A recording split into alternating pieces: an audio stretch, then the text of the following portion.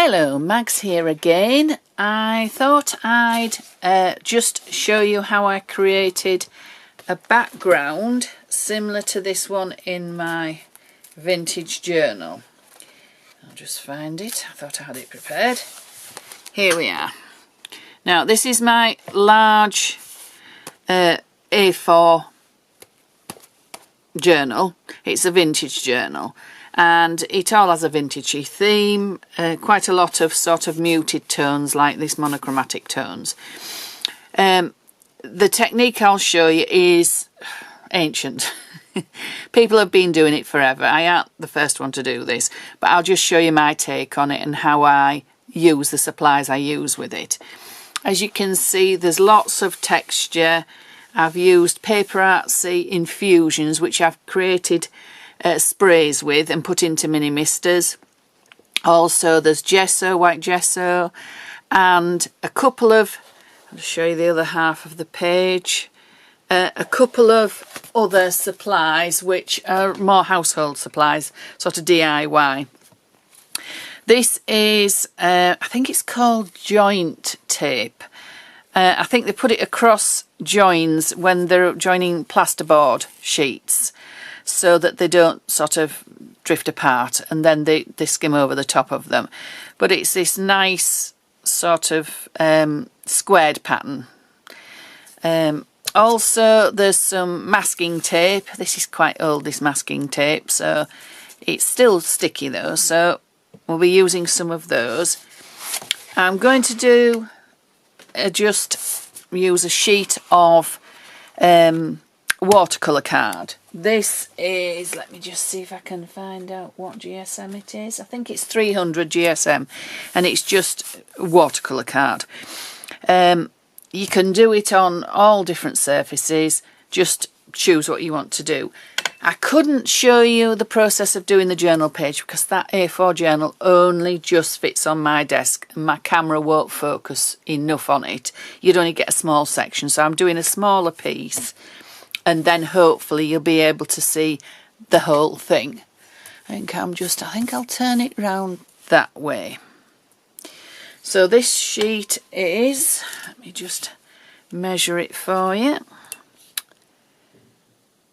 16 by 21. But as I say, you can do whatever size you want. So my first thing to do is I'm going to cut some of this joint tape. I'm not thinking about it particularly how much I'm cutting, I'm just cutting away and going to stick it down. I'm going to go here, press it down a nice lot, and get another bit.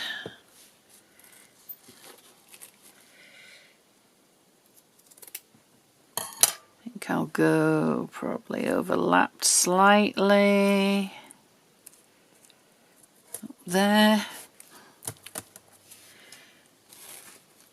So I'll go another little bit, I think. We'll go down a little bit here.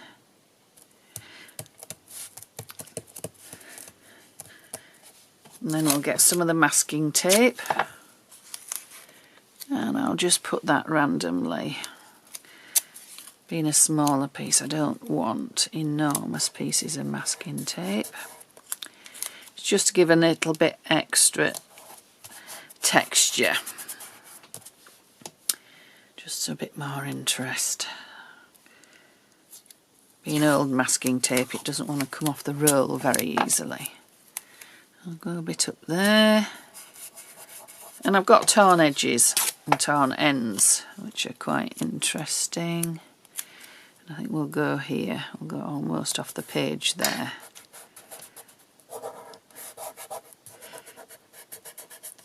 There we are. And I might put another little bit of the jointing tape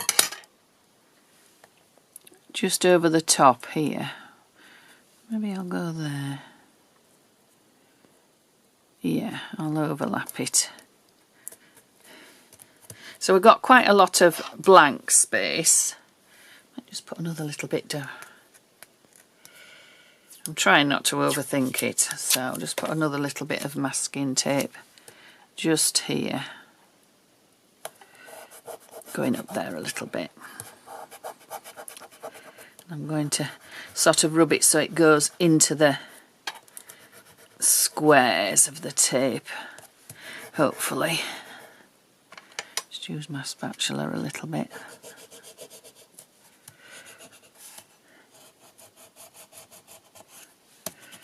There we are. But we've got plenty of white space. So we'll just get rid of those. We don't need those anymore. The next thing I've got is gesso. This is just PBO Studio Acrylics white gesso. You can use any gesso. Some are thicker than others. This just happens to be my favourite. It's quite a light, it's quite liquidy, which I quite like. And I put it into this bottle because I can get as small amount as I want, because I don't always want enormous amounts of gesso. This is probably a bit too much, and I'm just going to randomly apply it across my page. Sometimes I'm going into the tape so that it gets stuck in the squares, which I want quite a bit of that. That's it, yeah. Sometimes just to create a bit of texture on my paper, background paper, but I don't want it all completely. Now that is one of the things, it does tend to lift a little bit sometimes, because it doesn't like to stick to the masking tape particularly. So we're not trying to cover all of the page. We want some areas where we haven't got gesso, so that when we put the sprays on, it will react differently. So we've got quite a bit. There we are. I'll just have a bit more up there in that tape there. Yes, I think that'll do. So the next thing I'm going to do is I'm going to let this dry. I might give it a little bit of a hand with a heat tool, but basically let it dry, and then we'll come back and use the sprays. Right, so we're back. This is more or less dry. It's a little bit tacky in places, but we'll cope with that. I could have done to have flattened it out completely under a book before I did the next step, but we won't worry about that. So I mentioned the PaperArtsy Infusions. Let me just find one. They are tiny little bottles of fabulous stuff. I use them a lot.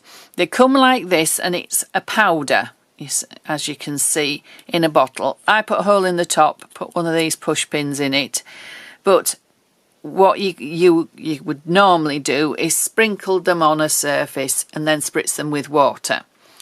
I like to do that, but I also like to make them into sprays.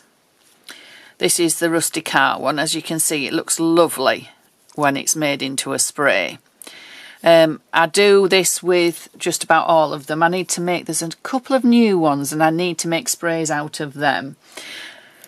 But what we'll be working with today is a combination of, when I was making my sprays from the infusions, I had some just walnut and some Rustic-Art left over from what would fit in the bottles. So I mixed them together, and I call it Rusty Walnut. So it's sort of a combination of walnut and Rustic-Art. So that's number one. Number two, this is another one that is leftover bits. I had a bit of green Man Infusions and a little bit of a bit jaded, and I mixed them together. It's getting towards the bottom of the bottle, so it's a bit temperamental is this one, because when I tip it, it doesn't always work. It needs to be filled up. And then I've got some just walnut on its own. So we might bring out a bit jaded if this one won't work. So I'll put those on a side. So I'm going to just spritz. You can see I've got this on an underpaper. Somebody asked me what an underpaper was. It's basically the sheet of paper that I put down. A lot of artists do it just to protect my surface. But then also, when I've used it quite a lot and there's a lot of ink and stuff on it, I will sometimes create a background of it, out of it, or die cut it. Just use it for sort of basically the start of something. So we've got our, it's a bit wrinkly, just level it out a bit more. So this is our rusty walnut. So I'm going to go quite heavy because I like this one. And you'll see that in areas where there is a lot of gesso, it will resist the sprays. But that is what gives us the nice, interesting patterns. I said this was a bit temperamental, didn't I? It's because I've got it on a slant. We'll go to our a bit jaded because it's there's more in this one. Huh. No, maybe not. No, that one's playing up as well. Let's try another bit. No. Just goes to show when you're filming, everything goes wrong. Right, so we've got quite a bit of ink. So what I'm going to do is I'm just going to move it around.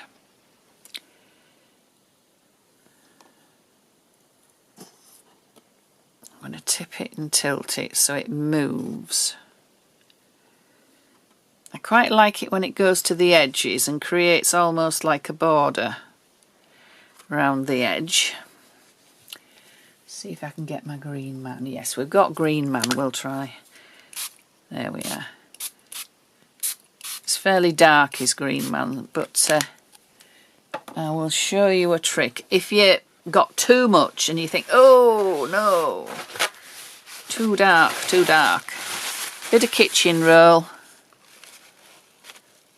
and dab it away, and it makes it a lot lighter. So you can dab as much as you want and get a lighter look. Quite like that, but I need a bit more rusty walnut in there, I think. Yeah, that's looking more how I imagined I wanted it to look. It's quite intense in places, but then we've got some pale areas where the gesso has resisted it. So it's got some nice, interesting textures. And as you can see, my underpaper is soaking up all the extra, which is nice. What I might try, and I didn't do on that journal page, was I might just try sprinkling a little bit of a bit jaded on and see what happens. So that's a bit jaded and it's reacting with the water already, but I'll just get my spray.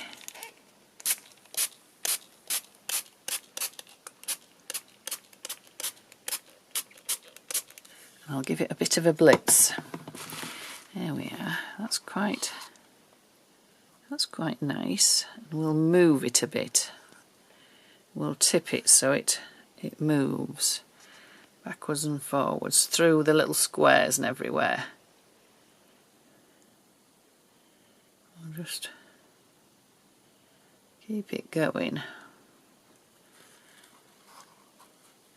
Yeah, that's quite nice. That is quite nice indeed. It's a bit dark there, so we'll just dab a bit off. Whoops, that's a bit too much.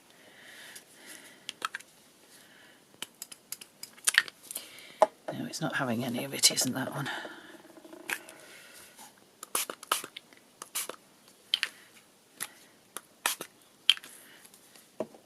Right, so what we'll do is we'll let this dry. I might give it a bit of encouragement with a heat gun, and we'll come back and see what we've got, which is nice and grungy by the looks of it. We'll just tip it that way again. So it moves. Yeah, we'll see what we've got when it's dry. Right, so we're back. It's just about dry. Nearly. It's dry enough to work on. And I really like what we've got, but I need to add to it. So I'm going to bring in some of my Archival inks. We've got English Ivy, which you can see will go quite nicely. I've picked out this one because there's a little bit of the bit jaded showing up, and that's quite nice with it. But also we've got black, my favourite. This is my most used ink, is the black. I think most people it is.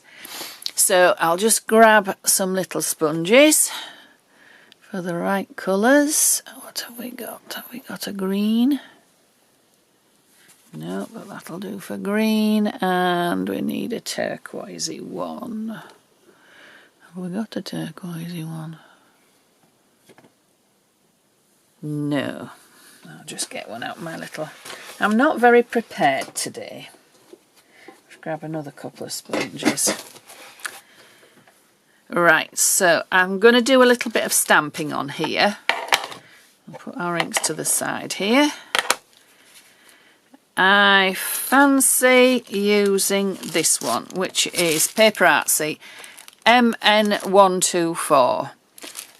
It's just a script stamp, but it's really nice. It's not too in your face. I really like it. It's my most used stamp, as you can probably see. So I'm just going to break out the black. And I don't always use a block. Just going to tilt this slightly so it's on a side.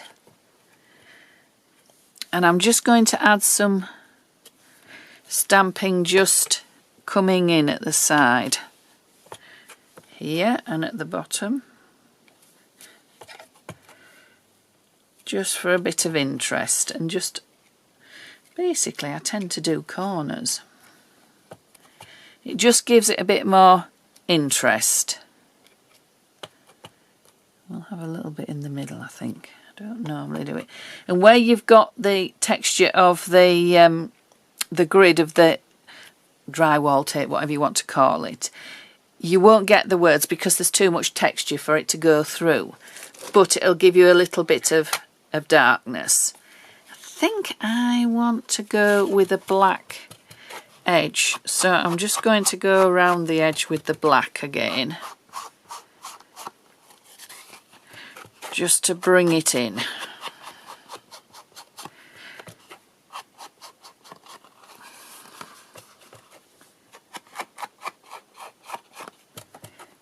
I could have used Vintage Photo because that would have worked. Well, I quite like a grungy looking page.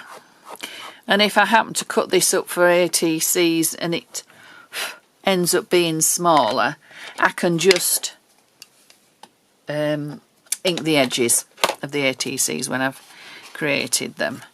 Right, so we've got that. Now I'm going to go with this first, because the Bluebird, because I think that'll look nice. Now the trick with this is be very, very gentle. You don't want to go in full force or else you'll just cover everything. Just tickle it a little bit. So can you see there, it's brought the turquoisey colour in and down and just made it a little bit more prominent, so it brings the colour in. I could go a little bit into here, because that's quite a pale area, and just add a little bit there. Yeah, that looks quite nice, and a little bit down here. Some of the areas where it's pale, like this here, I can just come in at the edges, just to give it a little bit of colour in the blank areas. I think I need a little bit over here to balance it. It doesn't need a lot. You can just tickle it and it just brings the colour in and it just livens it up a bit. It's still super grungy, but it just livens it up a bit. So we'll just come onto the masking tape here and we'll just go in there. Yeah, I think I need a little bit up in this blank place up here. There we are. Yes, that's brought it to life a bit more. I'm happier with that now. I actually don't think I need any of the dark green because I think it's got enough darkness. What I could do, and I'll show you, I would probably be happy with this as it is, but what I will show you is if you sprinkle it with a little bit of water. I'll do it with my sprayer. It's one of my distress sprayer, the Tim Holtz one. And if you do it gently, you get big blobs. If you do it fine, quickly, you get finer. I want a few big blobs. Right, now it doesn't look much at the moment, but where the water has hit the gesso with the dye stain, which is the infusions on the top, it's activated it again because it's on the gesso, because the gesso acts as a resist. So then what you can do is come in with a piece of kitchen roll and dab, and then you will get quite startling results. Can you see? You get the lightness back in again. So if you wanted it to have quite a lot of lightness, sprinkle it more. If you like dark and grungy, don't do that. I sometimes keep these as well. Seems very sad. But if you keep these and keep using them with the same colour palette, then you've actually got some collage papers, very thin, that sort of disappear into your background but add to the background. So I keep those on the top of my kitchen roll. So that is basically the technique that I've used.